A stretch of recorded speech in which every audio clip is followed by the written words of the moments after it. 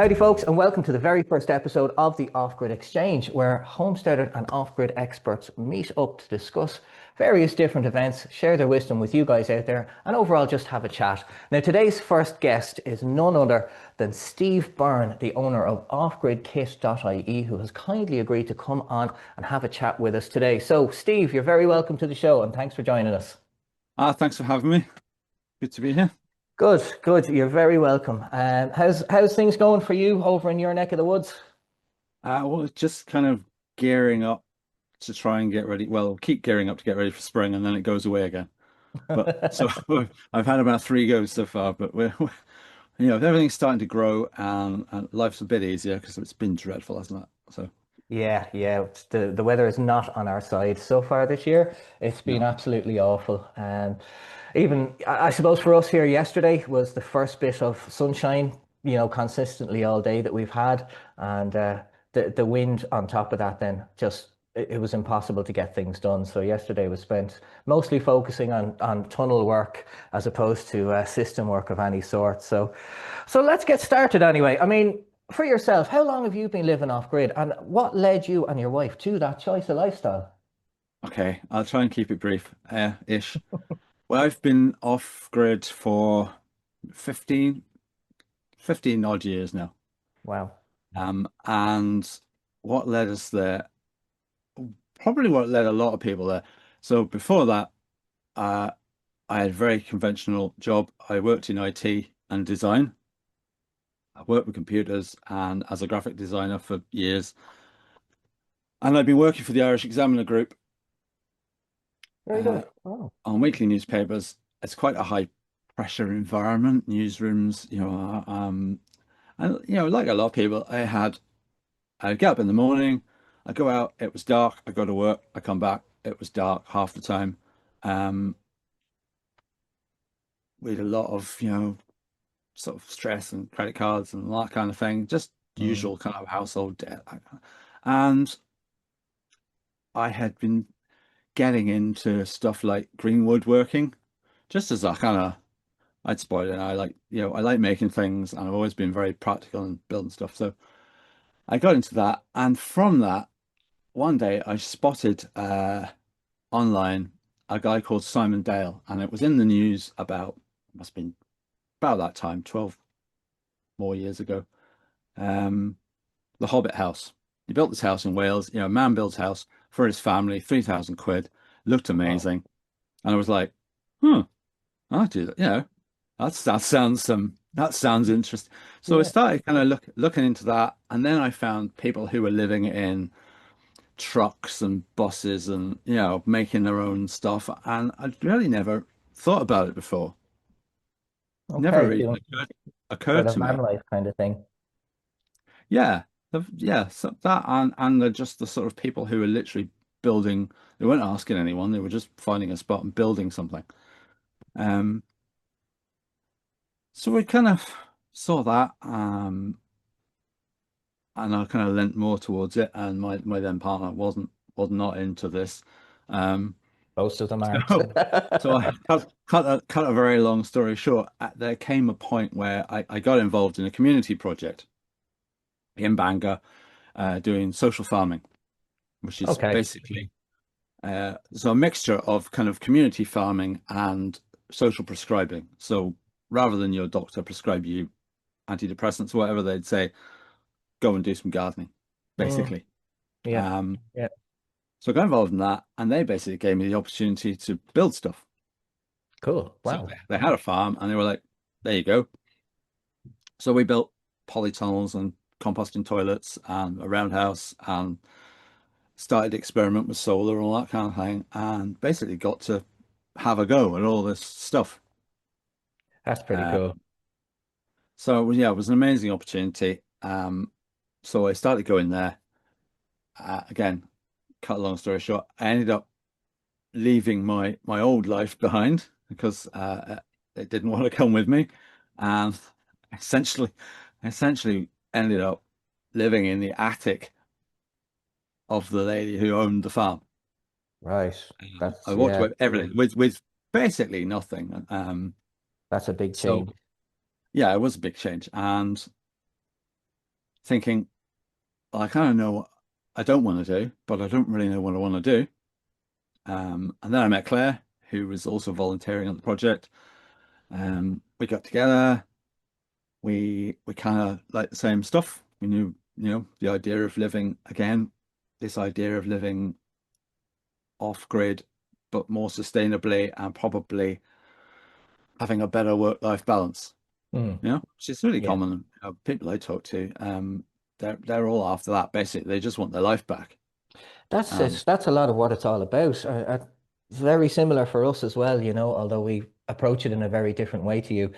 And so many other people, we hear that exact same thing. They want to get out of that routine, as you said earlier.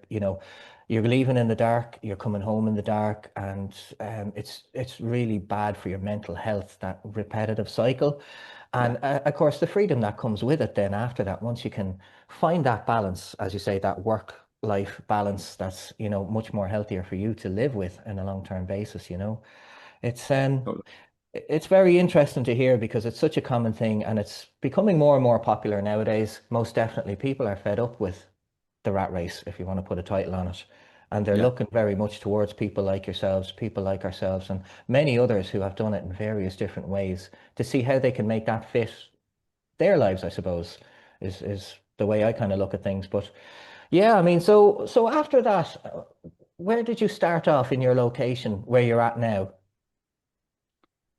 so we looked around, we looked all over the place for somewhere to live. Mm, Um, Basically, the farm we were at, we got a truck, we bought a big horse box, we did it up, and we lived in the horse box. And we thought, well, wow. if we're gonna live off grid, we might as well start at one extreme, and we'll find out where our tolerance is. Yeah, Yeah, yeah. and it gave us the chance with no bills because we were living in a truck. We could grow a bit of food there. We buy a bit of food, but we weren't paying rent or anything. So it gave us a bit of time to save some money on what we were doing and just work out what to do. So we went around looking at lots of different places and projects, and some were you've got on the one hand, let's say we stayed in a teepee for a while. That was like the most extreme on a hill, in a teepee, open fire. But we also went to eco villages in Wales, and then I went to Jordan in Tip. Very, very famous place, Clap Jordan. Yeah. Yeah, Jordan Eco Village, which is probably the other end of the scale. It's much more like kind of normal modern life, but in a community. Mm, Um, at that point, though, land prices had just like peaked at Jordan. okay. And the Okay. price of plots was, I think the plots were like 180,000 euro or something Wow. crackers like that. So it was like totally, Yeah. Yeah. we loved the Beyond idea. And as brains. soon as we found that out, we were like, done because our budget was like tiny.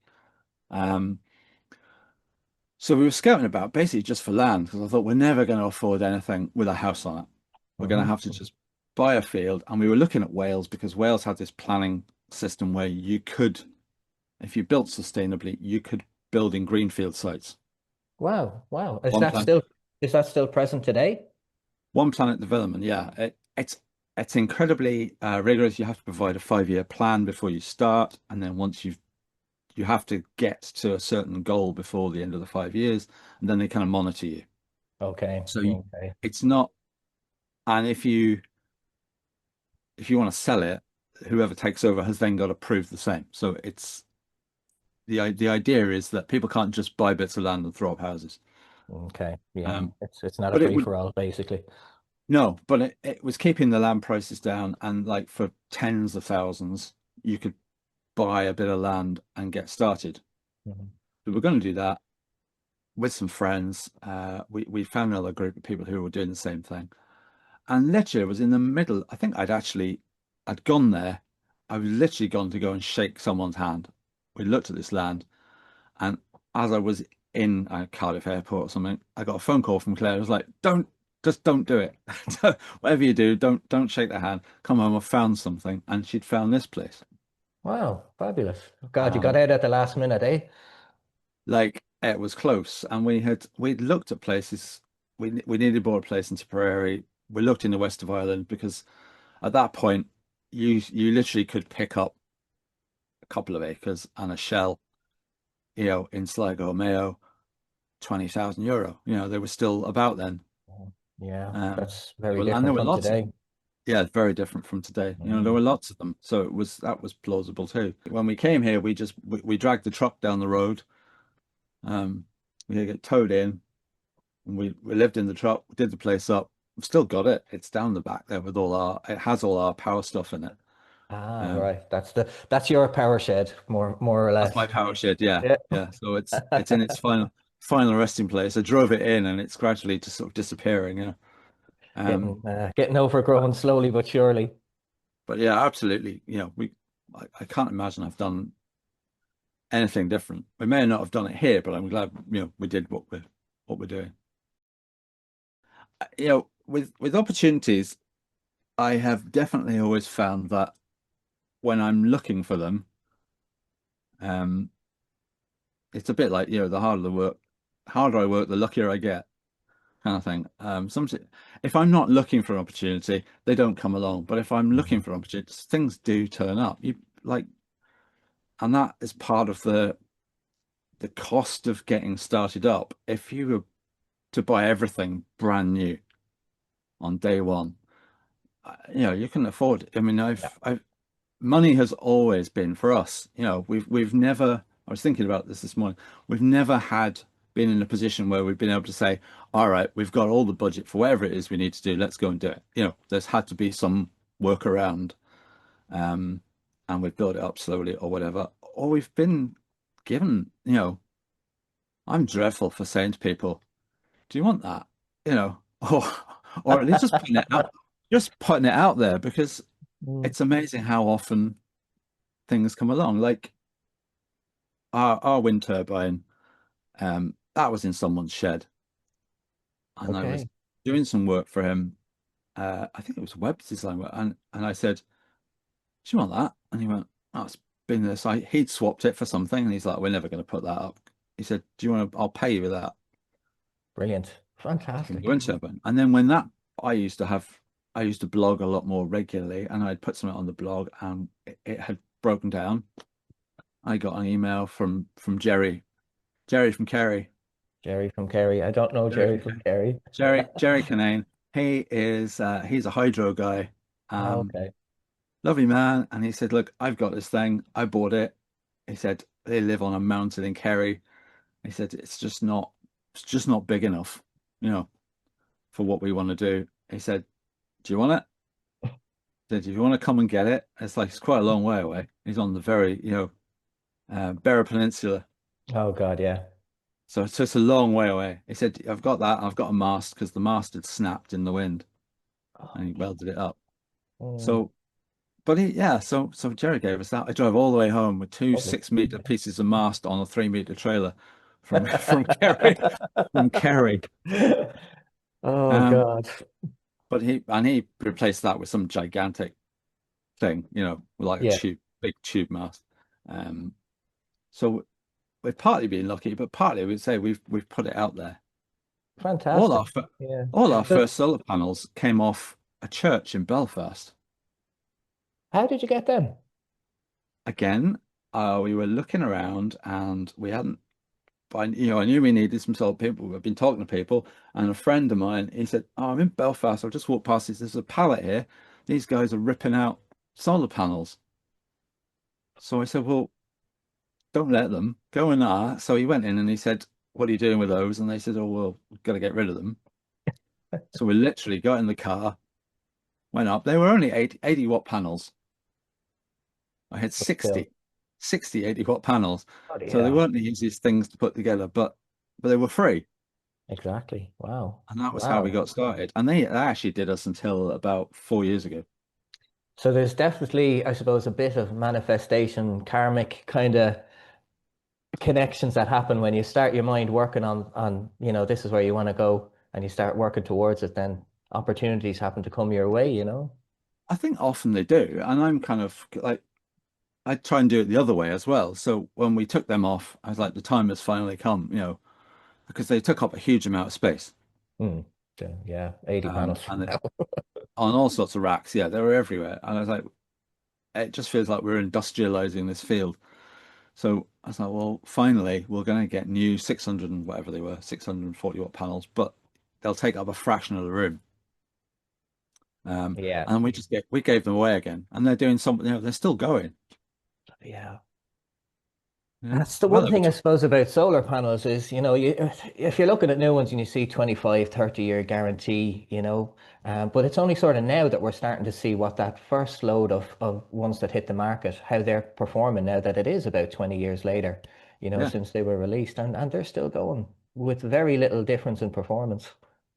yeah. I know that they were those old, really old BP ones. They had they were incredibly robust, Mm. for what they were. I imagine they'll do as long as the glass isn't broken. I can't imagine anything will go wrong with them. They'll probably be producing for 40 years. Yeah, that's it. And you'd wonder now when the manufacturers say, okay, 25, 30-year guarantee, that doesn't mean that the life of the panel, sorry, is done after that. They will keep going indefinitely. I mean, Yeah, yeah. realistically Well, I mean, speaking. the warranty is generally it's 80% of nominal performance Hmm. after 20 years, but I doubt they'll ever go down to that.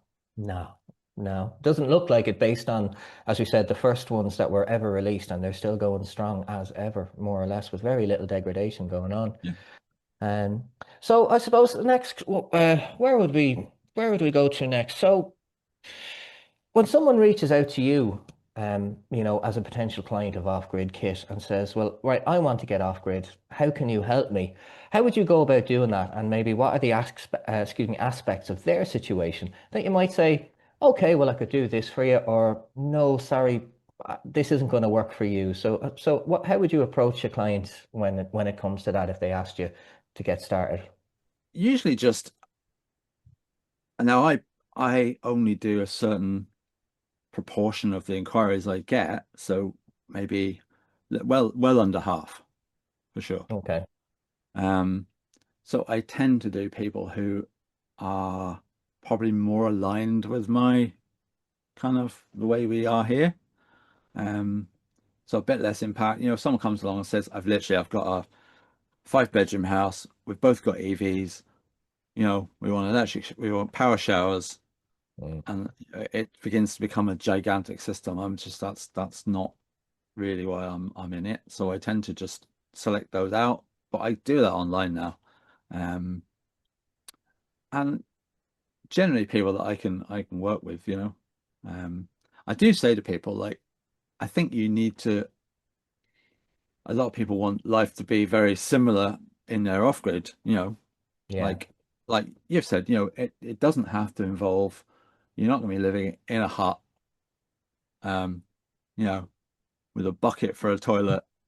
You want some semblance of normality. There are Um, many cliches, you know yourself. well, I have them all here. I'm literally surrounded by. I'm in a timber frame roundhouse and there's a compost lit outside. But equally, I've got a tumble dryer, so Mm. um, That's it. That's it. There's a and balance we there, should, definitely. yeah, we have a washing machine and all that kind of stuff. But at the same time, I always say to people, well, why, if you have a grid supply and you're thinking of getting rid of it, you have to remember that you are going to substitute ESB or NIE, whoever, Mhm. um, who, if it all goes tits up, will fix it. You know, there are lots of people out there who, if there's a storm and it all stops working, they'll get it working again in a couple of days. If Mm. you go off grid and you buy from me or whoever, a supplier, then they're your backup, you know? Yeah, yeah, that's it. And you can And you understand why a lot of people would go grid tied with their systems purely for that backup. Something goes wrong, a warning message has come up on their device or something. Straight away they call the installer, and the installer can then go on to the manufacturer. And I suppose you've got a bit of comfort there, but as you say, when it's off grid, the buck stops with the installer.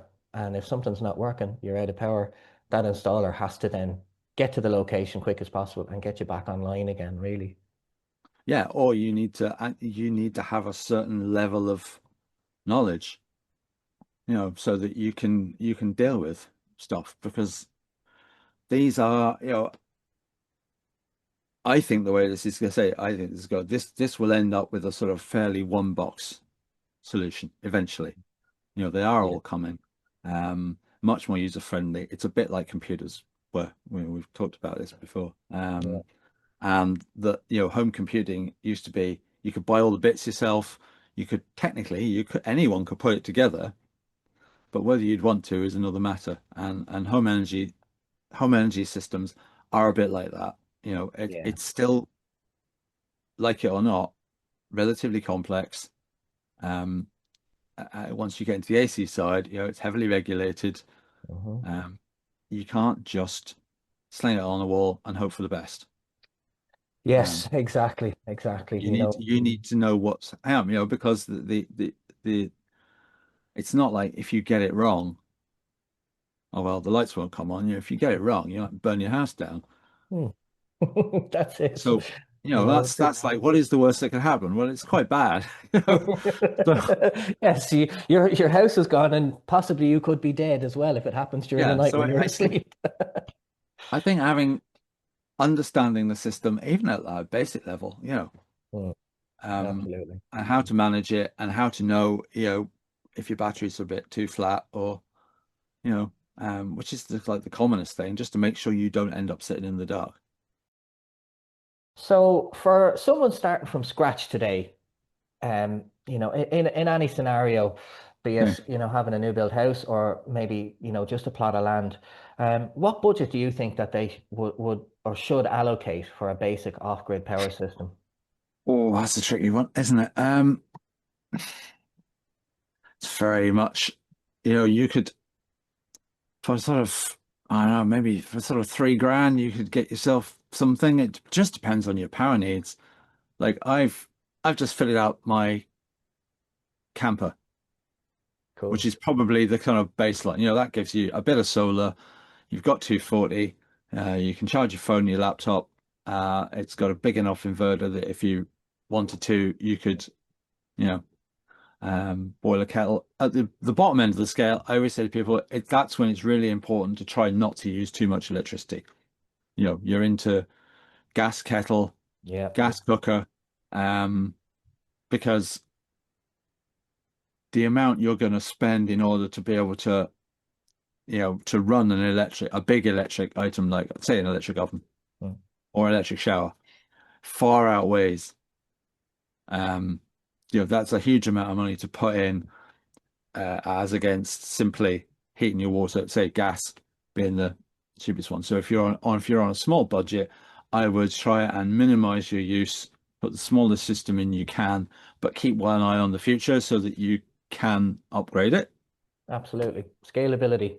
Scalability. A lot of people start out with like, you know, a 12 volt or a 24-volt system and they build it up and then they kind of reach that ceiling where, you know, it's just impractical to have it any bigger. Yeah, yeah. And you get to sort of 6, maybe 8 kilowatts, you know, you end up with gigantic cables. Um, and to go any further, you've basically got to not you have got to scrap most of it and start again. That's So exactly what happened to us.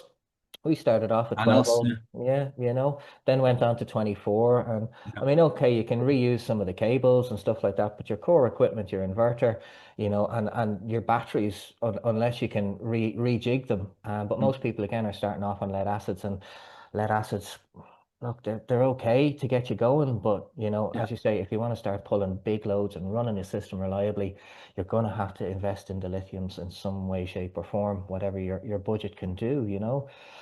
I was able to price up some, I mean, for the likes of the inverter that you see over my head there, yeah. you can get them for about 700 now under the eSun brand. And they're Okay, yeah, different internals to our one.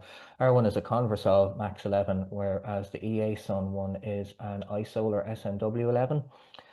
Slightly updated programming, slightly better internals. Yeah, and they're about 700 each, which is not too bad. So say for them, one of the Dynas power boxes, again, that you see just over there, yeah, and maybe 12 of the JA Solar bifacial panels, you're talking about 3.5 grand at current yeah, prices, without any wiring or any of the extras, your circuit yeah. board. And there's, you know, there's a surprising amount in the extras. So that's, Mm, you know, yeah. And so it's very easy to spend. That's the thing. It's Oh very yeah, easy to spend 3 grand, 3.5 grand. yeah. Um, and people tend to undersize. They always tend to be optimistic about how much they'll use, Hmm. and generally they undersize what they end up with. Yeah, that's it. So, I always say, work out what you think you're going to use, add 10% on just for the system, add another 10% on just in case, and then see what the numbers are. And for anyone who is starting out, that would be the basic things I would say. Go around, look at what you use, or at least have a good guess about what you think you're going to use in the future. Hmm.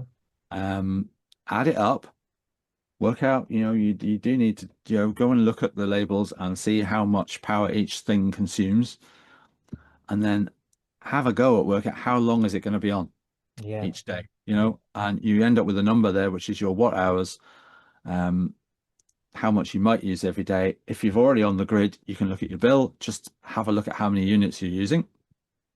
Um, but the more aware you are of what you're using and which things use more electricity than others, the better place you'll be to make a decision and to talk to people about the system that you're going to get. Because those are the numbers you want to know how much you use each day, and the other number you want to use is what is the most I'm going to use at one time. What is exactly, exactly. your peak load? Because that will determine how big an inverter you need, and then that partly will determine what size battery you need, and then what size solar array you need to keep it all charged and keep the lights on. So having that information is definitely, it's a really good first step, and it means you will have thought about, do I need that? Yeah, that's a Um, big thing most people don't realize. And they straight away they might pick up the phone or call in a solar installer, things like that. And that learning process never happens when you go down that route with a solar installer and grid tied systems. no, They just come out and they say, "Oh yeah, what's your budget? Okay, I can give you this for your budget." And the question never comes into their mind of, right, well, is that actually going to cover my usage, or is it just, you know, send the power back to the grid and hope for the best next time the bill comes in? It's a big yeah, thing. They got to go around, look at their daily habits, look at what machines they're using, and as you say, try and work out that figure over the course of the day. And the energy bill is the handiest way to do it if they're not familiar with doing the maths on these kind of things themselves. yeah, A unit on the energy bill is almost a kilowatt hour yeah, of yeah. If you treat you know, the unit as a kilowatt hour, yeah. it'll get you the right sort of numbers. Exactly, exactly. So, I mean, speaking of equipment now, I mean, what modern equipment do you think has come on the market in the last 2 to 3 years? Compared to if we just, put the older Victron stuff to one side for the minute. Are there any particular brands that you would say are good? Or are there others that you would say, well, don't stay well away from those? What do you think? In terms of the stuff you should stay away from is easier, because it tends to be the same. It's the same stuff in different branding, Yeah, and it's very easy to spot. Um, I got any specific brand names, but there's there are very cheap. one. The very cheap all-in-one units are fairly terrifying. Like Like that. I've been through all this stuff. When we started, we did not start out with what we have now. I've cooked an awful lot of equipment along the way. There's a graveyard of boxes, that you don't get to see. So I couldn't recommend a specific brand. I say I do deal with Victron, and Victron do. I haven't got one here. They do all in one stuff, Yeah, yeah. It exists. I would say what's improved in the last few is the monitoring. Um, Batteries mainly have come on, Okay. inverters. It's just a question of efficiency and of um size, really. Yeah, yeah. Particularly in batteries, there's been huge advancements now over the last sort of 3 years, I suppose, Yeah, if you put that time frame on it. And of course, the price coming down makes them so much more easily attainable for everyone. I was looking at lithiums first about 2.5, 3 years ago, and you wouldn't get anything for less than 5 grand. No. And then I suppose early last year, I suppose Christmas between 24 and 25, there was a massive price drop. And the Powerbox G2 came out then around March, and you could get that for 1800, which 10 kilowatt hours for 1800, plus all the the fire suppression and the heating function and all that. It just knocked the competition straight out of the water, and everyone was forced then to bring their prices down as well to just to stay competitive. Yeah, and in the last what's happened as well in the last 2 or 3 years is it's just reached that critical mass where it's a bit like PV. Mm. There's just so much of it being installed and so much of it being produced in China now that the volume has pushed the price down. Yes, Um, absolutely, absolutely, you know, which as is a sticky, great. yeah, it is. And I've just priced job with those with the power box units. It's cheaper than lead now. Yeah, that's it exactly. If you wanted to buy 10 kilowatt hours worth of lead acid batteries, it's easily going to be 3 or 4 grand. And the space then that it'll take up, it'll fill up a wall. But it's yeah, Oh, I so I know. mean, Yeah. it's good for stuff like that. In that prices are coming down. We recently priced up a job for a client here, and they can get a pretty sufficient system for about 7 grand. And they've saved up the money. They just want to dump it all in there. And it's fantastic to see. It really is. When it comes to brands that you'd stay away from, I think, yeah, I pointed to that unit that's in the image just above my head there, stuff like that. Um, that was a lesson learned for me. I shopped by price. I needed a quick and easy fix to do a job for me, and I got badly burned. If you pardon the pun. Yeah, well, But I think there's been a time here where if you've only got budget X and that's what you can get and you need electricity, well then sometimes put it in, you just have to accept that it might not have the lifespan. It might. That's kind of the problem with the really cheap stuff. Mm. I think is that yes, it might, and you'll find someone who said, I've had that on the wall for years and it's never gone wrong. But equally, you'll find someone who said, I put it on the wall and it melted a week later, Mm, um, or it just died. yeah. I got lots of so MPPTs, cheap MPPTs. I literally I have a pile of them that have, and wind controllers may be the worst, that have Really. just melted. Oh God. That's never Some good. something Never something good. in there has just given up because the current is just too much, and you know, um, in terms of good stuff, say Solus, Solax, I've got one on the wall down there. Um, Victron stuff, I can't not plug the Victron stuff because I sell it. Yeah. So, To be fair, it's pretty good. It is pretty good to be fair.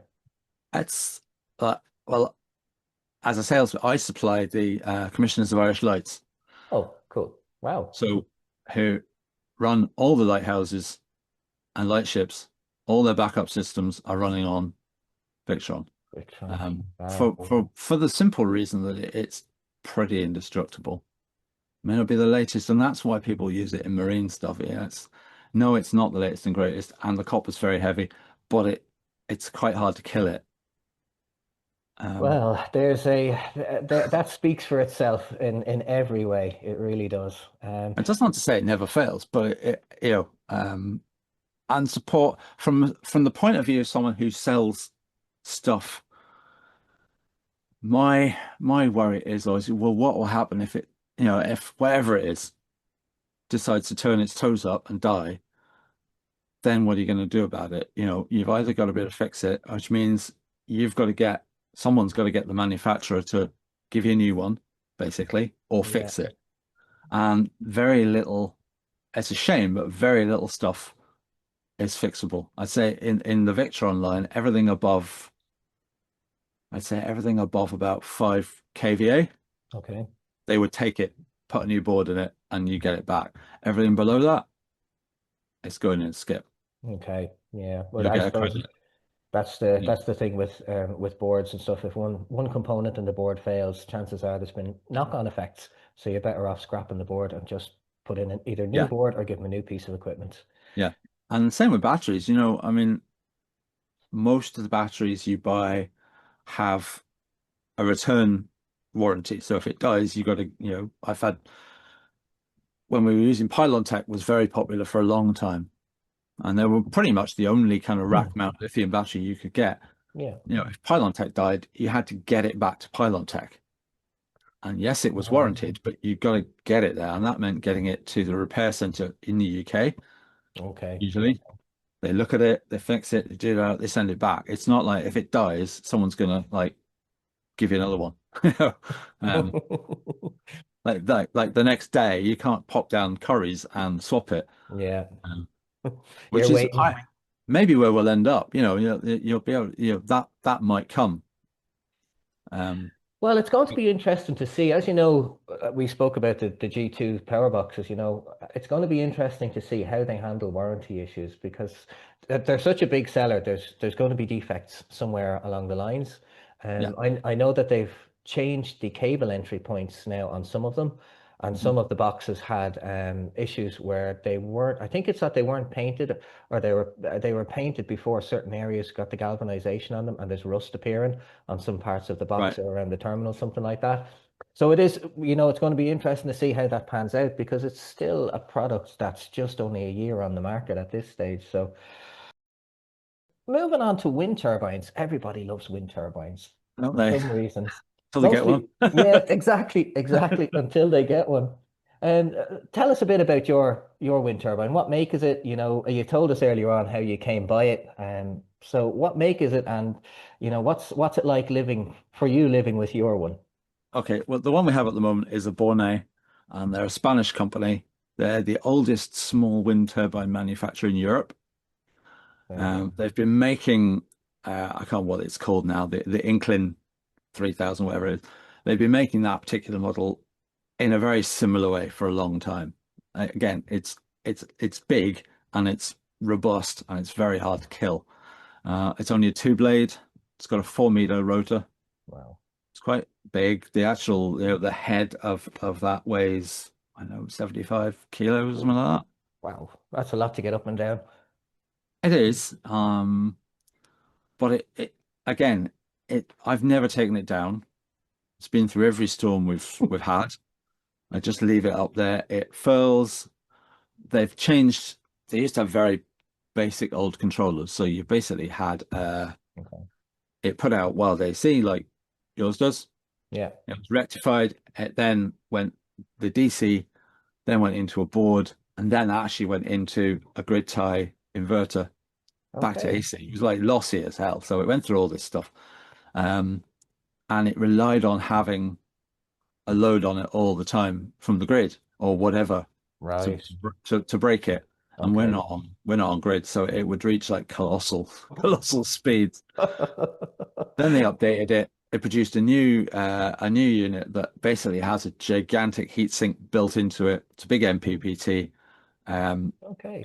and it connects direct to the battery. It'll run lithium. Um, and the reason we've still got lead batteries. I've got 48 kilowatt traction batteries, Okay. because when the wind turbine was running on its old controller, there was no brake effectively. I had to switch the 3 kilowatt heater on. Wow. So the Bloody hell. voltage might go, I've got 48-volt batteries, might be running 62 volt. Yeah. It'd be quite exciting if you did that with your Dynas Oh, wouldn't box. even Yeah. attempt it now. No. So But the that's where traction we batteries can handle it. well they'll boil a bit, but Yeah. they'll take it. You just got to keep watering them. Um, so so we kept them for that reason, and then we've got a new controller, and we switched to that. And when not Victron, Borne came out with it, they actually said this controller will work with Victron. So I thought, well, Fantastic. it's worth doing because we'll be able to monitor it and it'll go. It was only once I got it that I read when they said it will work with Victron, they meant it will work with Victron one day. Oh, okay. Not now. So it was an aspiration Mm, rather than rather than a thing. So I over that's a good after sales COVID, pitch. I ended up writing the software to make it work with Victron. Wow, fantastic. because the Victron monitoring software is open source, so uh, Mm, it wasn't as hard as you would think. Um, and then gave it back to them. So so I've fantastic. worked with them. I've worked with them a bit. They're a family firm. It's a good turbine. There are a few of them about the country. Um, they're again, they're not. It's not the cheapest, but it's been very hard to kill it. Yeah, Like I think they all wear. It's had bearings, and the tips of the blades get fluffy after a few years. You know, it's that's the thing with them. That's the problem with all wind turbines. Is yeah. you if you don't maintain them, eventually they'll something will give up. Yeah, that's a big problem. I think most people don't realize they see a turbine somewhere and they want it and they say, "Oh, great, making power all Yeah, sorts of free times of the energy. day." Yeah, it's not free, you know. No. You do have to take them down once a year for maintenance, I mean, like you've got the Borneo there, quite a good piece of equipment. With the Istabreeze, while the Istabreeze does produce a lot of power, it will make its claimed ratings. The Yeah. bearings that they supply with it are absolutely awful. They're terrible. And within 6 to 9 months, you're going to be replacing them for good SKF bearings. Yeah. The slip ring, also another, they equip them with a slip ring that's only good for maybe 20 amps per circuit. When you can be producing 30, 40 amps, maybe if you're on a 24-volt one, especially, Yeah. those amps are going to climb up. So you will have to, I mean, before you put it up, do some work on it, or put it up and take it back down 6 months' time, and Yeah. you're going to have to do maintenance on it as well. It's But something either people way, don't realize. no, you need to be much more hands. Once you get into wind turbines, you definitely got to be more hands-on. Yeah, yes, Because definitely. finding, I mean, with the best will in the world, finding people to maintain any wind turbine, Proven, the three blade Proven turbines that are really popular for, all over the country up here anyway. There's thousands of them. They've gone bust and been bought by Oh, Kingspan and then they got bought by mm, someone else. No one, there's literally no one out there to maintain them.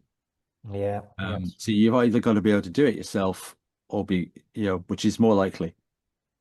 yeah. Um, I think that's the not, way forward, definitely. And it's something people have to learn is they have to learn to, maintain these and monitor these systems themselves, and figure out a way to make that process as easy for themselves as possible.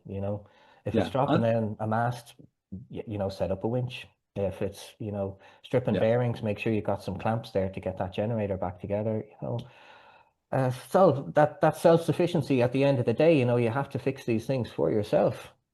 I think, yeah, there is the part, and the idea of being off grid, I think for the majority of people has got a connection to self-sufficiency. Mm, There would absolutely. be very few. I mean, there are people who are purely doing it because their electric connection was going to cost them a lot of money, and they've no interest in being self-sufficient. It's just a practical decision that they've had to make for Mm, financial reasons. exactly. Yeah. Cost of living, isn't it?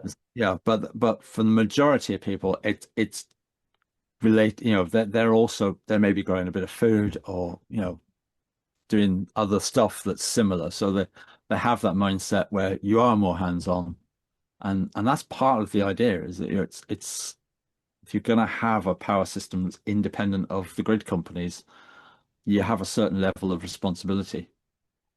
If Mm, you're going to have someone else install it and you're going to someone and saying, "Can you give me a quote for doing this?" The more you know, the better you'll have a much better idea of whether what you're being told by that person is correct and whether it's good value or it's going to be safe. So the mm, more information you can equip yourself with at the outset, the better chance you've got of having the system that suits you at the end. You yeah. know, That's it. um, Stop yourself getting railroaded into, whatever they're selling, and make sure that you actually get what's going to work for you effectively. yeah, Yeah. because I mean there are a lot of, especially with since the grants came out, um, especially kind of domestic solar, so that'll be Mm. grid tied, more grid tied stuff. Every man and his dog was putting solar on roofs, Yeah. for a while there. Um, and a lot of them, they've not done off grid or partly grid tied stuff. They don't really know about it. Um, they just want to get in, put 4 kilowatt on the roof. If you're lucky, you get a battery and then you just feed it all back to the grid. And that's what they Yeah. do, and that's a different thing altogether. Yeah, yeah. I don't have many good what would you say? I don't have many good opinions of the plethora of solar installers out there. There's a couple of good ones, one or two that I would say, but the majority, 90 plus percent are just, yeah, they're just going to railroad you. What's your budget? Here's what we can give you for that. Plug it in and give us the money. Just to finish off on wind turbines, for folks starting today, starting from scratch, would Yeah, you recommend a turbine, or would you say, nah, look, just stick with the solar for the minute? I it's very well, okay.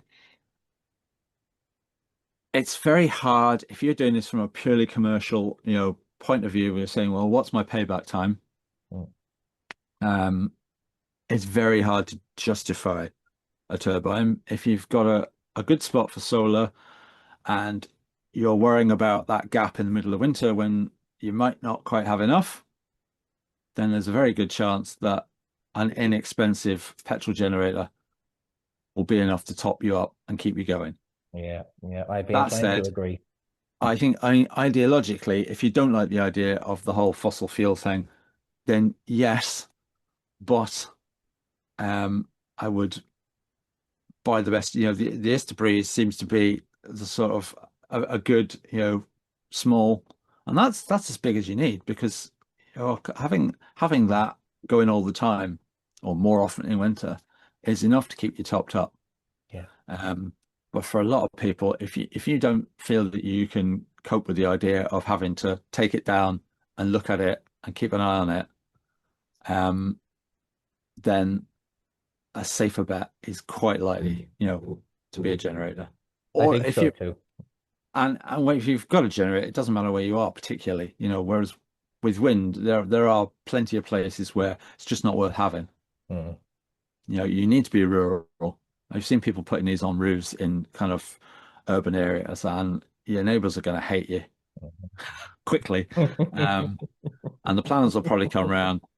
It's just not going to work. You No. need open space, um, and you need somewhere with a unobstructed area with not too many trees, all that kind of thing. Yeah, So yeah, it's less likely that your site will be suitable for a wind turbine, whereas it's almost certain that, say, a little quiet suitcase generator or something will probably do you. The yeah, dogs come. and let's face it, the generator is going to have a continuous output. You know, the Yeah, wind turbine up and down all over the place, and yeah, as you've probably seen from our YouTube videos, many of our viewers see, my better half absolutely despises the wind turbine. From from the lifting and the lowering to the noise it makes. Like yesterday, we ended up having to shut it down. It started off fine in the morning, yeah. reasonable winds, nothing too hectic, and by mid-afternoon the winds had picked up to about 30 mile an hour, and that turbine was singing. The mast was, Yeah. getting pushed back, and she normally sits in the kitchen when she's having her coffee at lunchtime. She went and hid in the hallway because she just couldn't look at it, and listen to it. you No, know well, the that's what we used to have with this. Whereas I say the new controller actually it it caps the RPM Brilliant. and then it just breaks it above a certain point. So it never gets to that kind of really howling stage. Oh, that's good. Um, but yeah, it's like it's pretty terrifying, when It they're running like is, that. yeah. Well, I mean, I'm used to looking at ours, and even when it gets, starts getting heavy, heavy blasts hitting at Yeah, 30, 40 mile an hour, I'm looking at it and I'm saying, I'm not happy with leaving that like that, that kind of way. no, And people, as you say, your neighbors will hate you very quickly. Luckily enough, our nearest neighbor is 2 fields away on either side, so they can see it, but they can't hear it. okay, yeah, But if you were to compare that to running a generator, nobody's going to be bothered with the noise of a generator if it's running for a couple of hours, once or no, twice a and week, you can whatever. you can quieten them, you can quieten them down a bit anyway. That's what we've. Yeah, But yeah, exactly. we're in the same boat really. Our neighbors are close enough; they can see it. There are times if the wind's blowing the right way, they could hear it, and they've been quite tolerant. Oh, And nice one. since we got the new controller, they've remarked that it doesn't do that thing anymore, where it Oh, sounds like a light aircraft taking off. yeah. you know, like it's taxiing. Um, so Yeah, yeah, that's the sound of overspeed. yeah, it's and it's very hard to recommend. They are very hard to recommend because apart from well, really, the Istabreeze is kind of it. People say, "Can you recommend it?" Well, there's loads of cheap ones about. Mm. Yeah, people Um, should avoid the cheap. Anything you'll see on, well, I wouldn't say everything, but the majority of what you see on well, eBay, majority. Amazon, whatever it is that are saying, oh yeah, this will do 10 kilowatts or 5 kilowatts. And the thing is, this size, Yeah, forget about it. It's yeah, absolute scam. yeah. No, no, simple physics. Physics is like there's only so much you can get out of a given size, and I've seen what happens when they come apart. Have you ever seen the blades come off one of those? I had one with aluminium blades, and Wow. it exploded. Basically, it came adrift, and it Wow. buried. They were 2 meter, 2 meter blades. And buried a meter of that blade in the ground. Absolutely blessed that nobody was in the firing line of it. Yes. Oh my God. Yeah. So, I mean, like, you've got the Borneo and the Istabreeze are probably hugely popular worldwide for a small, easy to manage unit. For folks out there, if you want to go down the road of wind turbines, definitely do your research when it comes to manufacturers and don't just pick up some of the stuff that, is easy to buy on the online retailers because it is dangerous junk at the end of the Yeah. day, you know. Yeah.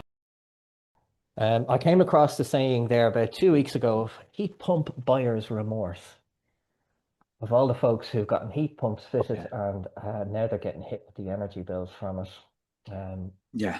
I'm not overly familiar with them myself, but a neighbor of ours has one. And I went and I had a look, just did the numbers off the side of it. And, if this thing is running flat out, it could be pulling 4.8 kilowatts, and it's only a small one if it's running on Yeah. full power. Yeah. Yeah. Well, Somewhere, up to 8, I think bloody they'll pull hell. or more. Wow. And if you haven't got, unless you putting it in a really well insulated building, I don't think you've a hope in hell of it working anywhere near as efficiently as they claim. No, I agree 100%. I mean, for us, our heating system that we use came about completely accidentally, and how we discovered that it's actually the most energy efficient one to use. We had a kerosene boiler, and the pump went on it. Mm. At the time, we were looking at replacement pumps, and said, you know what, it's coming up on the end of the month. We don't actually have the money to buy a new pump for it. We'll just use the fireplace until we have the few quid there, Yeah. at the start of the next month. So we have a fireplace, a Stanley closed fireplace with a back boiler on it. And the Yeah. only electrical use that it has is a circulation pump, which is about 80 watts when it's running continuously. Yeah. So chuck in the coal and firewood, light the fire, and it heats all the rads, heats up the 300-liter hot water tank. And when we saw how well that was working, we just said, you know what? The kerosene boiler can stay there, and it has stayed there for the last 4 years. Now Yeah. at this stage. What heating system do you use yourself? Ah, okay. So so we started out exactly the same thing. When we bought the house, it had a tiny little um it had a Doric range, which was like the budget range they put in like housing association places in the 50s. Okay. Little tiny thing, but it did us and it heated 3 rads and the water tank. Everything. And we used it until it literally fell apart. It just sort of bits of it rotted out. And I found another one, same, Stanley type range Yeah. with oven and two oven and and a wood burning thing that had been oil and they'd converted it from wood to oil or coal to oil. Okay. Took the burner out and put the grates back in and been using it ever since. And it does the same thing. The Yeah. only difference in our system is that I just did it with thermosiphon rather than a pump. Ah, You okay. have to have a pump on the rads, but if you just want to heat the water, you light the fire, it just circulates around itself. Yeah. Yeah. Um, It's the most efficient way of doing things. It really is. it is, yeah, Particularly in off-grid scenarios where when you're using your heating, it's obviously wintertime where your PV input is going to be at its lowest, and particularly December, January, the coldest months are also the lowest light level months and of course yeah, the shortest hours of daylight. So you want a heating system that's going to consume the least amount of energy and leave you with the most to run everything else that you need to run, you know. So I think that heat pump buyer's remorse is definitely something that's going to become more prevalent as we go into the future and people start to see the higher energy prices and Yeah. you know where that usage on their bill is coming from. But Well, listen, there Steve, is. Go on. sorry, go ahead. No, you go ahead. Go ahead. I say there is, there's a kind of move out towards pushing people off solid fuel, turf, timber, coal, whatever, um, because the Yeah. CO2 emissions and particulates and that kind of thing, which I think out in the country, the chances of them actually making that happen, can you imagine in the west of Ireland No, no, banning solid fuel burning? Because like it just, yeah, there's nothing else that can work. no, that's it exactly. I mean, there's so many different elements Realistic. to that as well. You know, the elderly population, you know, turf, coal, Yeah, firewood, all the way. yeah, It's only really new build homes where they've started not putting a fireplace into the new build homes. They're going to have real trouble now if, like we've seen with storms over the last couple of years, the grid goes down, mains power cuts, you know, and you're sitting there in layers and layers of blankets because yeah. you now have physically got no heating system of any sort, you know. And what they Um, could do is simply, especially new builds. I mean, I know people in Wales who've built sort of super insulated buildings who do have a little wood burner, and it's enough. It doesn't. It's not like they're burning tons of wood to keep the house warm. yeah, Um, if they just invest, uh, if they mandate super insulation, um, there's all sorts of opportunities there as well. For having a kind of domestic price of wool, people giving wool away. that's the thing. Yeah, as you say, the price of And wool. it should have a value as insulation that we put into homes.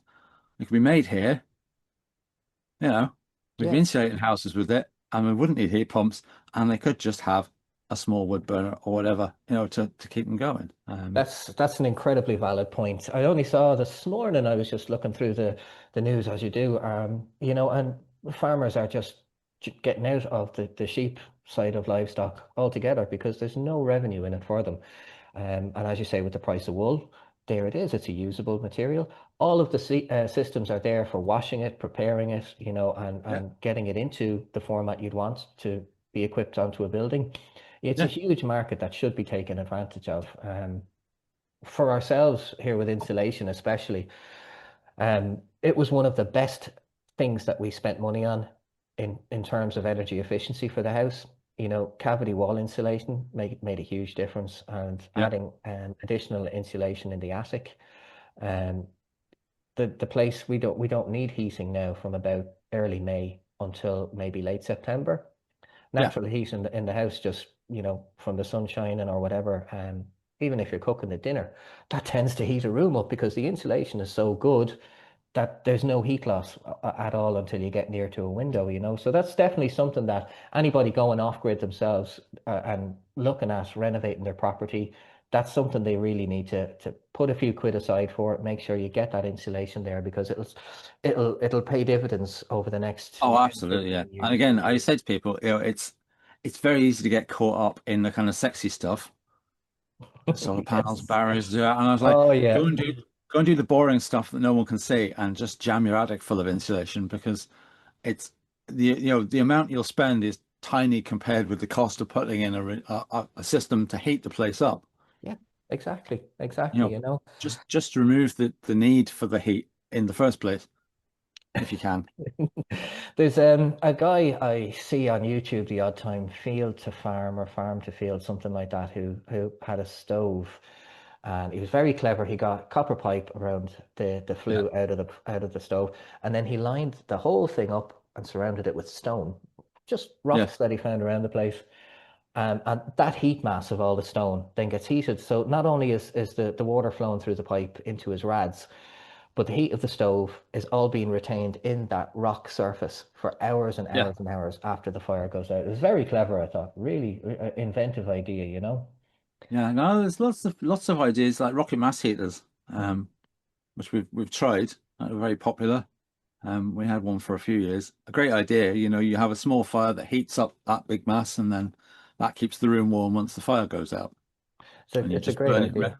You charge up the mass, and you just use it's just a storage heater, Mm. just a Basically, yeah, a heat just a capacitor for all the big world. simple. Yeah, exactly. Steve, thank you very much. That was brilliant.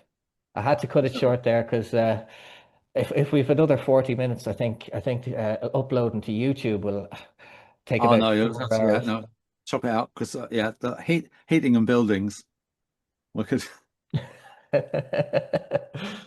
Yeah, well, I mean, it's look at this is something that I'm hoping is going to continue on.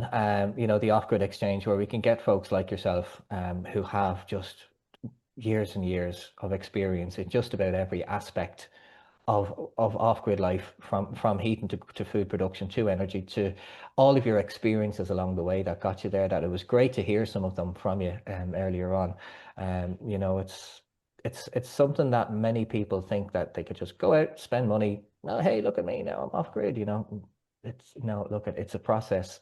It's a journey, as they say. But Oh, it definitely is. Yeah, yeah, yeah. it's been No, great. I'd love to do. If you want to do another one at some point, because we have tried a lot of. Honestly, the heating systems thing. I've I've got a pellet boiler out here. I've got a log boiler out here. A gasification boiler. Bloody hell. I know there's all sorts of stuff plugged Tried in. everything. Yeah, well, only because uh, we put the pellet boiler in. I won't go through the whole. We put the pellet boiler in. Then the war happened in Ukraine. Price of pellets went up. Oh shit. And I thought, well, I looked around for log boilers aren't actually that expensive. Found a second-hand log boiler up in Ballymena. Okay, not Built too far from you. monster of a fucking thing. And the guy was like, "Hey, you don't burn anything." He said, "We put sheep in it. We put fucking all sorts of stuff in it." Yeah, it will Wow. literally burn anything you put in it. That heats 1,000 liter tank. Wow. Bloody hell. But you do the same thing. You have one fire every 3 days. You heat your 1,000 liter tank. Does all your hot water. You know, Yeah. Wow. because That'd certainly we've be two interesting. houses. So there's all sorts of and biodigester and all that kind of stuff. Wow. Um, So we could probably do a podcast episode based purely on heating systems alone. if you Uh, do heating, if you do buildings, yeah, that's I think it's something there that we should definitely pencil in. dwelling. you know, um, Pencil in a few chats for the future because you've so much there to share to people that is of value, and it's all direct experience, which very few people have. They're all having to learn the hard way, you know yourself how it goes. So yeah, I mean, it would be absolutely That's why we've fantastic. that's why we've tried stuff basically because people would ask and say, well, or they would come in and they'd say, well, this is no good, and they would sort of make an assertion about, oh, that's shit, don't do that. I was like, Okay, well, have you actually tried it? Yeah, but I saw a video or I read about it. You haven't that's tried it. it though. So I was like, if I've tried it, at least I can say I've tried it, Yeah, and some of it works and some of it doesn't work. But that's the thing. at least then you can say it's based on something rather than, oh well, I saw a video about it. Yeah, that's where everyone comes from, really. Is I saw this video about it, and they said one thing, and there might be 20 or 30 positive videos about whatever the subject is, but they just weren't Yeah. shown them, so they took Yeah. this one opinion and they've stuck with it. And yeah, I think it's something that people need to learn as well, is that, like, look, you're going to have to try all these different things before, because your circumstances are different to the next person. This might work for you if it didn't work for them. Yeah. There's no one size fits all, you know yourself. Yeah. Totally. So listen, it's been fantastic having you, and getting to talk to you face to face almost for a I'd like change, to you do know. the same thing and ask you the same questions. So I want to hear about your. It has been a great discussion, and definitely a great first episode of the Off-Grid Exchange. We're going to wrap it up here, and I would hope that you would be able to rejoin us again at some stage in the future. It's been Yeah, fantastic having glad you to. with us, and um, and of course, getting all of those chestnuts of wisdom out of your experience and out of your head. So listen, I have to say a huge thank you. Anyone watching this, if you have any questions for Steve, leave them down in the comments below, and if he has a chance, he will of course get back to you on them. So guys, I want to say huge thanks to Steve, and a huge thanks to you guys out there for watching. Do take care of yourselves out there. We'll see you in the next one.